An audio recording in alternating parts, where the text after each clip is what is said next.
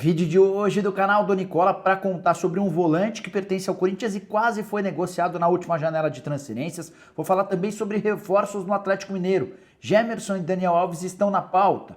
Vou falar ainda sobre lesões no Flamengo, algo que tem preocupado parte da diretoria rubro-negra. Bora falar ainda sobre o Santos e a promessa de entrar com uma reclamação formal na CBF contra o rubro-negro. Para fechar o Mundial de Clubes, que pode se mudar para a África do Sul.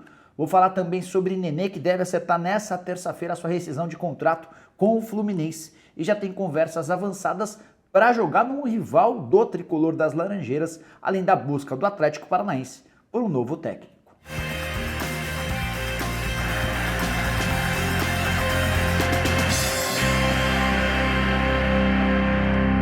Fala aí pessoal, sou o Jorge Nicola, bem-vindos a mais um vídeo do canal, que legal ter vocês por aqui. Antes de passar as informações, pedir para deixarem like, se inscreverem no canal e lembrar que o programa do Nicola dessa terça-feira começa às 7 horas da noite. Ótima oportunidade para você mandar sua pergunta sobre o seu time do coração. Aquilo que eu não souber, repasso para as minhas fontes via WhatsApp. Combinado? Bora começar o vídeo, não sem antes lembrar que ele é um oferecimento de 1xBet, a casa de apostas esportivas que patrocina Barcelona, Chelsea, Liverpool, entre vários outros grandes clubes do mundo. Terça-feira, repleta de jogos, é o início da Liga dos Campeões. Separei dois jogos bem interessantes que podem render legal para você. Young Boys e Manchester United, partida às 13h45. Um pouquinho mais tarde, a partir das 4 horas, tem Barcelona e Bayern de Munique. Além dos jogos da Champions, hoje, terça-feira, 9h30 da noite, tem Santos e Atlético Paranaense, partida de volta da Copa do Brasil. Ótimas chances para você se dar bem. Sempre lembrando que na 1xBet, usando o cupom Nicola, você tem 100% de bônus no valor do primeiro depósito e o apostador iniciante que perder lá na 1xBet tem até $10 devolvidos pela casa. Bora começar o vídeo com notícia importante. Nessa terça-feira, Nenê deve rescindir seu contrato com o Fluminense. A informação do jornalista Gabriel Amaral dá conta de que uma reunião na noite dessa segunda praticamente sacramentou a saída do atleta, jogador que tem sido bem pouco utilizado, muito mais reserva do que titular, e ele tem conversas avançadas com o Vasco. O que deve acontecer nas próximas horas? Nessa terça ele deve ir às Laranjeiras para acertar a rescisão do contrato e horas depois deve ser anunciado como reforço vascaíno. Como está mudando de um clube da Série A para a Série B, as restrições em relação ao número de jogos na primeira divisão pouco importam.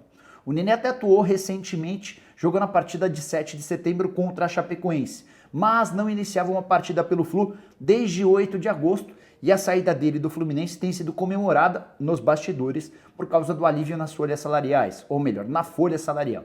Já em relação ao Vasco, é possível que ele aceite uma redução em relação ou comparação aos vencimentos do Flu e chegaria como uma peça importante para brigar pela classificação para a Série A nessa reta final da segunda divisão.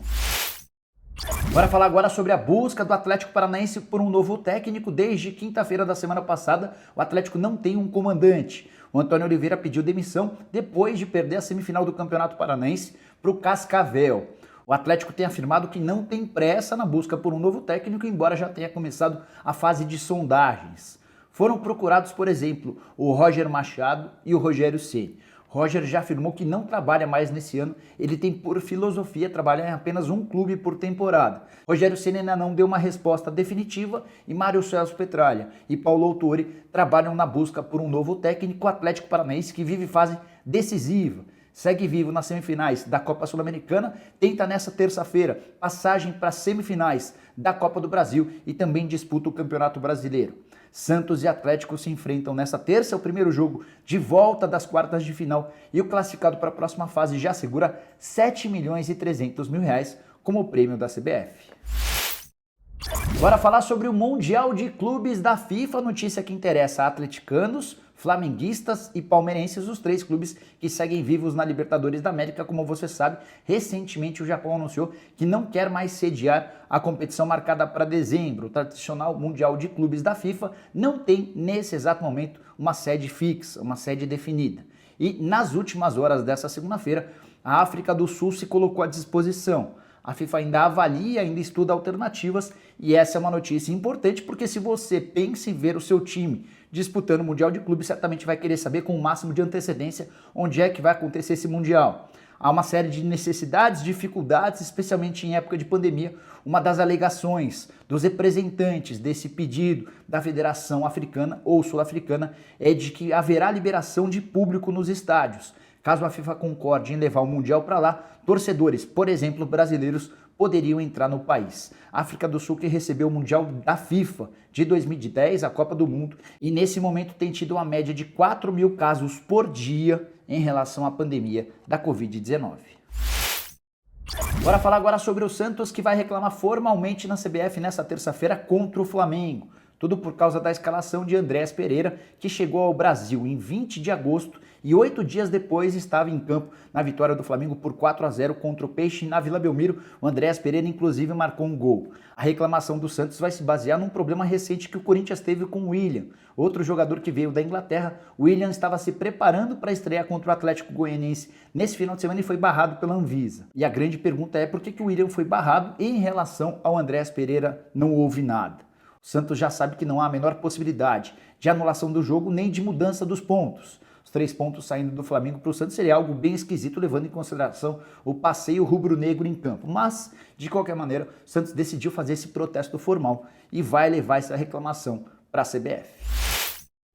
Bora falar agora sobre reforços no Atlético Mineiro. Entrevistei na noite dessa segunda-feira no programa do Nicola o Rodrigo Caetano, diretor executivo de futebol do Galo. Se você não assistiu a entrevista, vou deixar o link para que você possa clicar e conferir todas as respostas. Papo bem legal sobre a arena, sobre finanças, recursos do Atlético, a relação com os investidores, planejamento para o time da próxima temporada, como é que o Rodrigo Caetano vê o fato de o matemático Tristão Garcia dar 72% de chances de título do Campeonato Brasileiro ao Galo, enfim, uma série de coisas. Queria separar 2 trechos em que ele fala sobre a possibilidade de reforços, mais especificamente sobre 2 nomes que estão dando sopa no mercado. Primeiro deles o Gemerson, jogador que já fez enorme sucesso no Galo, e o outro o Daniel Alves. Sobre o Gemerson, o Rodrigo Caetano admite que existiram conversas, que o Atlético chegou a conversar e chegou a negociar com um atleta que deixou o Corinthians no fim do mês de junho, mas desde que contratou o Nathan Silva, o Atlético desistiu de buscar um outro zagueiro. Então o Gemerson, apesar de estar desempregado e hoje bem mais barato do que em outros tempos, está completamente descartado. Sobre Daniel Alves, separei a frase do Rodrigo Caetano a respeito do tema, abre aspas, nenhuma chance, não conversamos a respeito. É um atleta com história vencedora, mas nunca chegamos a falar no nome dele. O clube tem de identificar necessidades e, no nosso entendimento, não existe essa necessidade, fecha aspas. É o Rodrigo Caetano falando sobre a possibilidade de um novo lateral direito. O Atlético já tem o Guga e o Mariano, que tem se revezado na função de titular.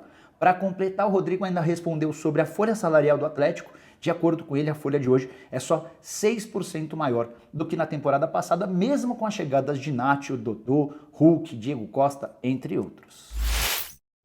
Bora falar sobre o Corinthians, que quase vendeu um volante que nem tem sido utilizado no time principal. Trata-se de Richard, titular absoluto no Atlético Paranaense, está emprestado ao Furacão até dezembro.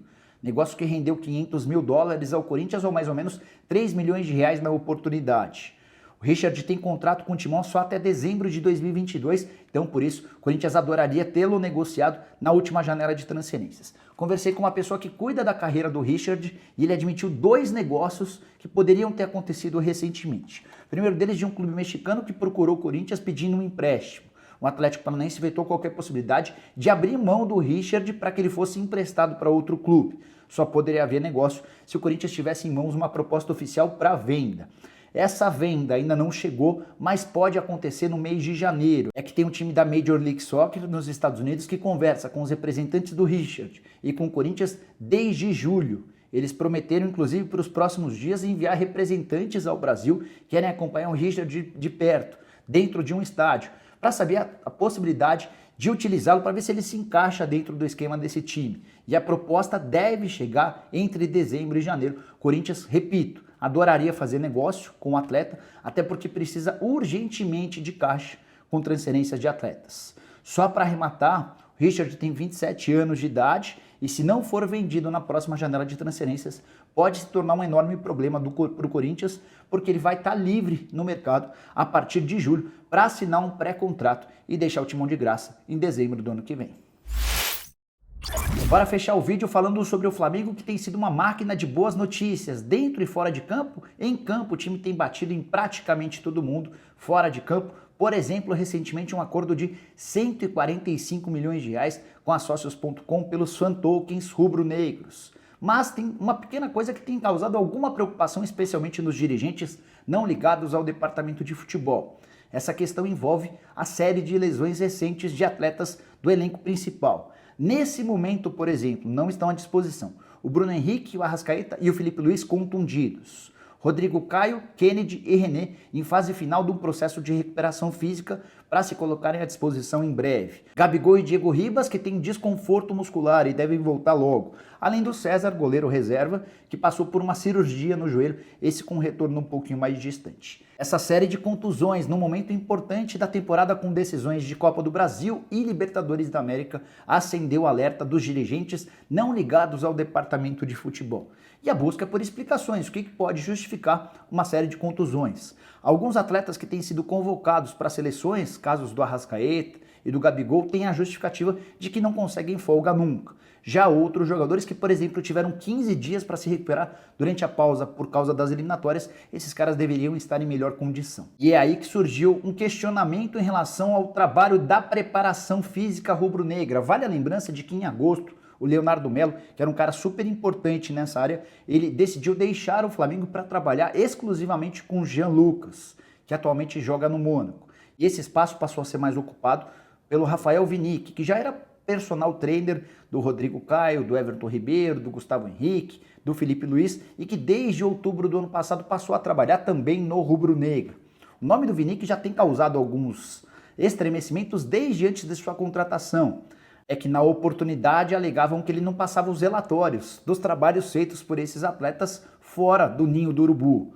O Rafael foi contratado, esse problema foi estabilizado, mas entre dirigentes importantes do Flamengo não ligados ao departamento de futebol, existe a preocupação com a falta de experiência dele no trabalho em clubes de futebol. A frase que eu ouvi de um dirigente é de que ele não trabalhava em um clube desde 2010. Mas, por outro lado, o Vinick tem no seu currículo o fato de já ter dado aulas a mais de 2.500 alunos, além de pós-graduação em ciência do esporte. Bom, pessoal, eram essas as informações que eu queria dividir com vocês no vídeo de hoje do canal do Nicola. Espero que tenham curtido o vídeo e deixem like por aqui. Quem ainda não se inscreveu no canal, vai apertar esse botãozinho vermelho de inscreva-se. A gente se vê no meio da tarde com mais um vídeo e a partir das 7 da noite com o programa do Nicola ao vivo. Combinado? Abraço para todo mundo. Tchau, tchau.